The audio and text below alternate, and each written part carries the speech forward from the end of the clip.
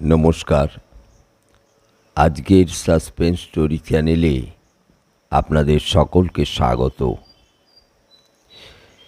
যারা এখনও আমাদের চ্যানেলটিকে সাবস্ক্রাইব করেননি তারা অবশ্যই সাবস্ক্রাইব করে আমাদের পাশে থাকবেন। আমাদের আজকের গল্প রহস্যময় বাড়ি। কুচবিহার ও ভুটানের মাঝখানে জয়ন্তী পাহাড়। খবর পেলুম তারই কাছাকাছি অরণ্য প্রদেশে বেড়াতে এসেছেন হিমালয়ের পারাবতরা। এ হচ্ছে একরকম বড় জাতের পায়রা, পাখি শিকারীদের কাছে বিশেষ লোভনীয়। পাখি মারা বন্দুক নিয়ে বেরিয়ে পড়লুম বিপিনের সঙ্গে। বিপিন বন্দুক ছুটতে জানে না, কিন্তু শিকারের উত্তেজনা উপভোগ করতে ভালোবাসে। তাকেও দিলুম একটি রাইফেল বহন করবার ভার, কারণ যেখানে যাচ্ছি সেই জায়গাটা নিরাপদ নয়। দৈবগতিকে যদি কোনো বড় জাতের বদমেজাজি চতুষ্পদ জীবের সঙ্গে দেখা হয়ে যায়, তাহলে পাখি মারা ছর্রার বদলে দরকার হবে বাঘ মারা বুলেট। ছোট বড় মাঠ, ছোট বড় গাছ, ছোট বড় বন, দূরে যেন নীল আকাশের সঙ্গে মৌন ভাষায় আলাপ করছে জয়ন্তী শৈল শিখর। পরিপূর্ণ সূর্যকর ঝলমল করছে, সবুজ ছাওয়া নিসর্গ। মানুষের চিৎকার নেই, আছে কেবল গীতকারী পাখিদের সাড়া। আর শোনা যায় থেকে থেকে একটি ছোট নদীর মৃদু কলধ্বনি। তার স্থানীয় নাম কি জানি না, কিন্তু এই মুল্লুকের সীমানা ছাড়িয়ে বৃহত্তর হয়ে সে নাম পেয়েছে লস্কাস নদী। দুপুর গেল, বৈকালও যায় যায়। বনে বনে ঘুরে ঘুরে ক্রমেই ক্লান্ত হয়ে পড়েছি। ঘুঘু দেখেছি, বক দেখেছি, শকুন, চিল দেখেছি, কিন্তু একটিমাত্র হিমালয়ের পারাবত দৃষ্টিগোচর হলো না। বিপিন বললে, বোধ হয় আমাদের দেখে তারা আবার হিমালয়ের পথে মহাপ্রস্থান করেছে। না বিপিন, বোধ হয় আমরাই ভুল খবর পেয়েছি। তারা এখানে বেড়াতে আসেনি। বিধি যখন বাম, তখন আজকের ডিনারটা ব্যর্থ না হয়ে যায়। ফিরে চলো। এখনো আমি হাল ছাড়িনি। আরও খানিকক্ষণ ধরে চলল ঘোরাঘুরি। তারপর সূর্যকিরণ যখন মাটি ছেড়ে বনস্পতির মাথায় মাথায় উড়িয়ে দিয়েছে আলোক পতাকা, তখন দেখা গেল এক গাছের ডালে বসে রয়েছে একটা ময়ূর। আমি বন্দুক তুললুম। বিপিন ব্যস্ত হয়ে আমার হাত ধরে বললে, আরে আরে করো কি? ময়ূর দেখে লোকে কবিতা লেখে, ওকে বধ করা মহাপাপ। জানো না তো বন্ধু, ময়ূরের মাংসে ভালো কাটলেট হয়। বিপিন তৎক্ষণাৎ আমার হাত ছেড়ে দিয়ে বললে, তাহলে চুলোয় থাক তোমার কবিতা, আর চুলোয় যাক মহাপাপ। চির নীরব করে দাও ওই কেকা গীতির গায়ককে। ততক্ষণে ময়ূরটা বুঝে ফেলেছে আমাদের অভিসন্ধি সন্দেহজনক। ডাল ছেড়ে হুস করে উড়ে সে পাশের বনের ভিতর গিয়ে ঢুকল। বিপিন হতাশভাবে বললে, ওই যা, কাটলেটও হলো পলাতক। ময়ূরের সন্ধানে আমিও ছুটতে ছুটতে বনের ভিতরে গিয়ে ঢুকলুম। বন ঘন হলেও বড় নয়। একটা ছোট পথ ধরে খানিক দূরে গিয়েই দেখলুম বনের পরেই রয়েছে ছোট্ট একটা মাঠ। সেই মাঠের উপরে গিয়ে দাঁড়িয়ে ময়ূরটাকে আর দেখতে পেলুম না বটে, কিন্তু অন্য একটা অভাবিত দৃশ্য দেখে একেবারে অবাক হয়ে গেলুম। সেই ব্যাঘ্র, চিতা ও বন্য বরাহের মুল্লুকে নির্জন ও নিভৃত অরণ্যের বুকের ভিতর একখানি দোতলা বাড়ি। বাড়িখানা বড়ও নয়, ছোটও নয়, নতুন নয়, পুরাতনও নয়। দোতলার বারান্দার ওপাশে দেখা যাচ্ছে সারি সারি খড়খড়িওয়ালা 12টা দরজা। প্রত্যেক দরজাই খোলা। একতলাতেও রয়েছে অনেকগুলো খোলা জানালা। বাড়ির চারদিকে রেলিং দিয়ে ঘেরা, মাঝখানে ফটক, তাও বন্ধ নয়। বিপিন বললে, ময়ূরটা এই বাড়িতেই এসে ঢুকেছে। এমন সন্দেহের কারণ? নিশ্চয়ই এ কোনো মাথা পাগল কবির বাড়ি, আর ময়ূরটা হচ্ছে তারই পোষা। বাড়ির মালিক কবি কিনা জানি না, তবে তার মাথায় যে বিলক্ষণ ছিট আছে এতে আর কোনোই সন্দেহ নেই। ফটকের ভেতরে ঢুকে একবার সাড়া দেব নাকি? যে মানুষ লোকালয়ে বাস করতে নারাজ আমাদের সাড়া পেলে সে কি খুশি হবে? কি ওজোর দেখিয়ে আমরা গায়ে পড়ে আলাপ করব? বলবো, বনে বনে ঘুরে ঘুরে তৃষ্ণার্ত হয়েছি, জল পান করতে চাই। বেশ, চলো।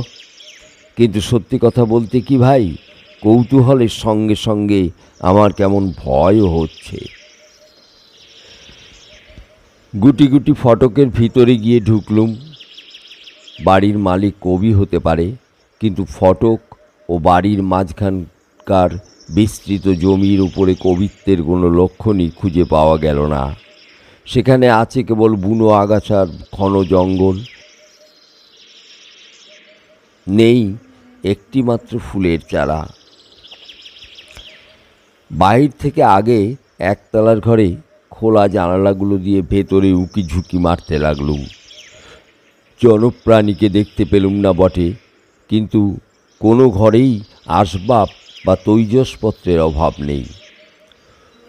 ধুলো জঞ্জালহীন পরিষ্কার পরিচ্ছন্নতা দেখে বেশ বোঝা যায় প্রত্যেক ঘরই ব্যবহৃত হয় প্রত্যহ।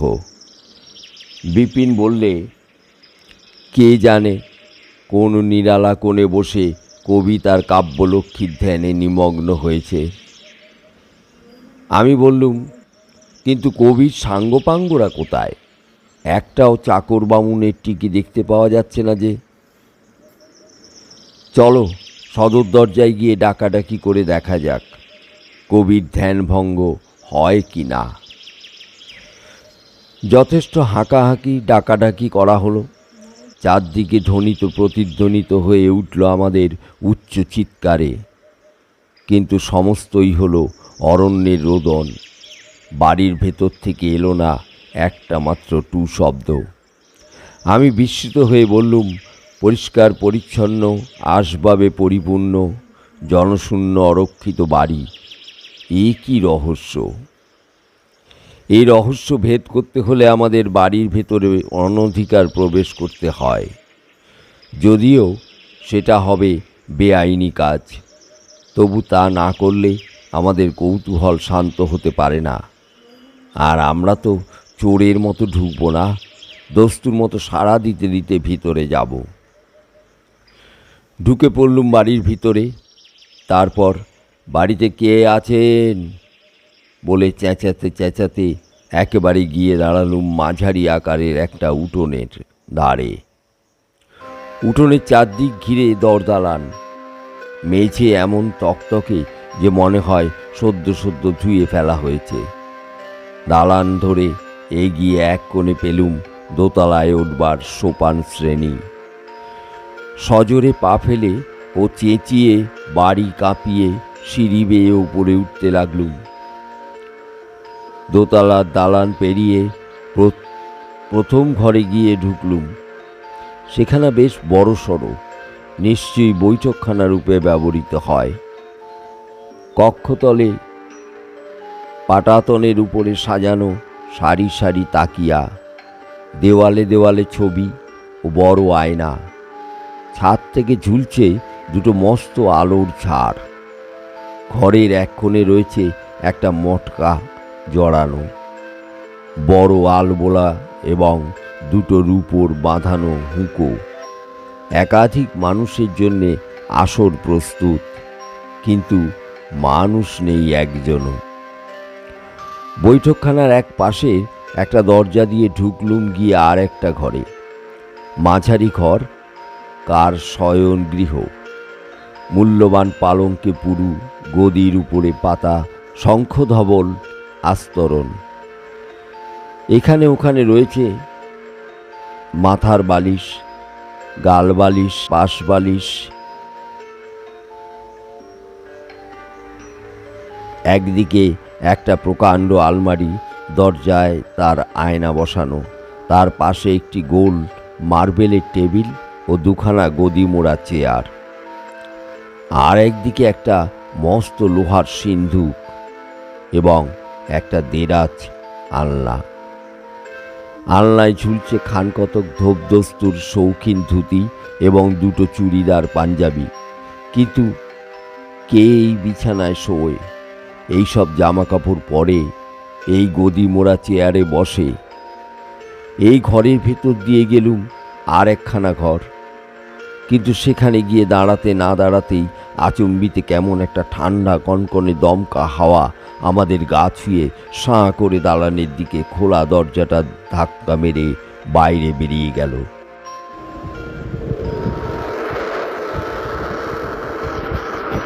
এবং তারপরই দালানের উপর শুনলুম কার দ্রুত ও লঘু চরণের চুটকির সুমধুর মিশ্রণ।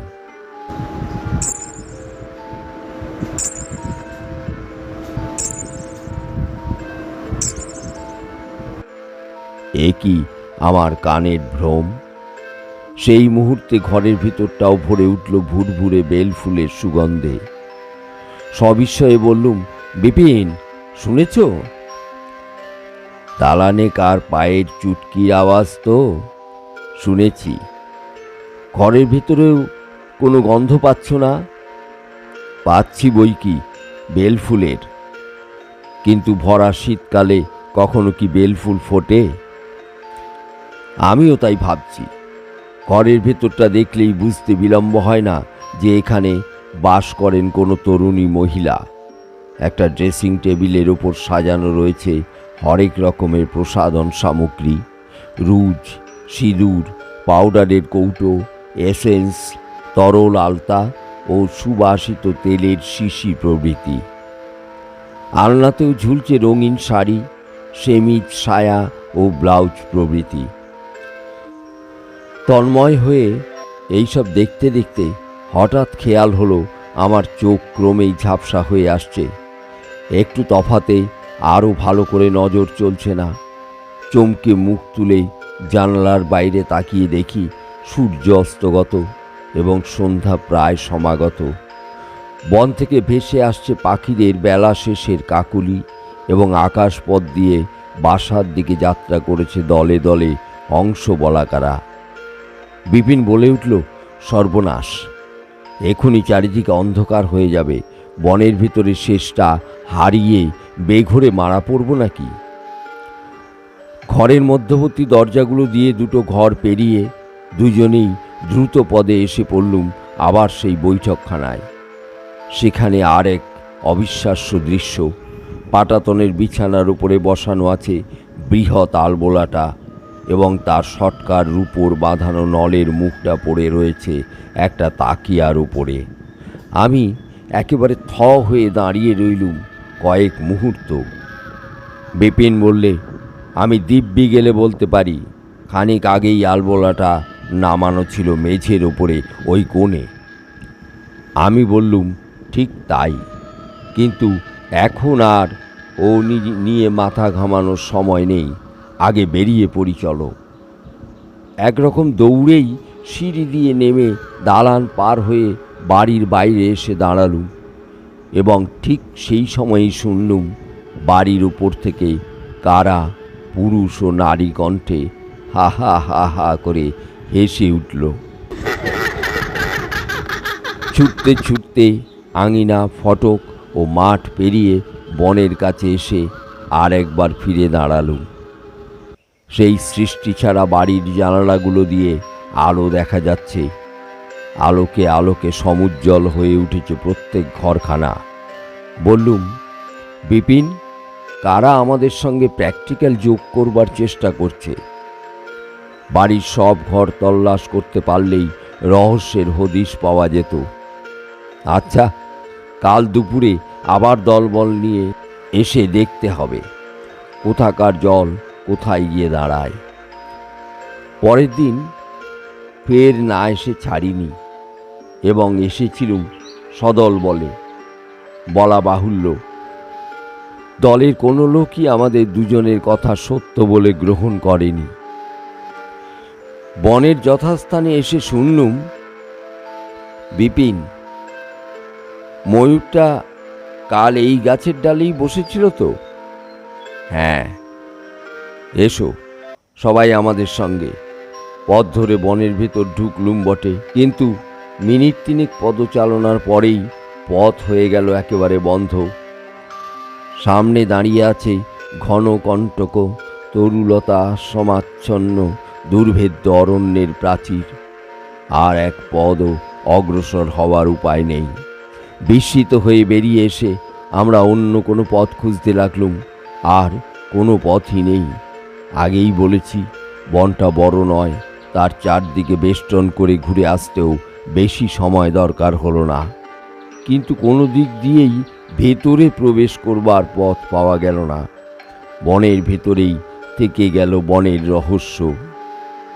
আজ যারা সঙ্গে এসেছিল তারা এক বাক্যে স্বীকার করলে গাঁজার ধোঁয়াতে যে গল্প শুরু হয় তা শেষ হয় গাঁজার ধোঁয়াতেই। আচ্ছা, ধাপ্পা ঝেড়েছ বাবা, আমাদেরও মিছে কাদা ঘেঁটে মরতে হলো।